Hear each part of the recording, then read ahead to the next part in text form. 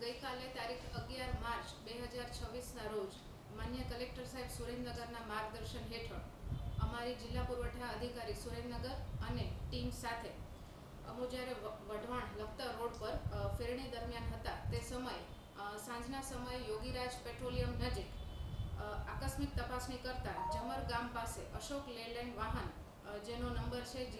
GJ03BW7406 આ વાહનમાં શંકાસ્પદ અનાજનો જથ્થો વહન થતો હોવાનું ધ્યાને આવેલ. આમ આ વાહનની ત્યાં આગળ રોકી અને તેની તપાસ કરતા વાહનના જે વાહન ચાલક છે રાહુલભાઈ મનુભાઈ સૌધરિયા તેમના દ્વારા સદરનો જથ્થો જે છે એ શેખપર ખાતેથી લઈ અને વિરમગામ ખાતે એપીએમસી ખાતે લઈ જવાતો હોવાનું ધ્યાને આવેલ. તેમની વધુ પૂછપરછ કરતા તેમની પાસે કોઈપણ જાતની પરવાનગી કે બિલ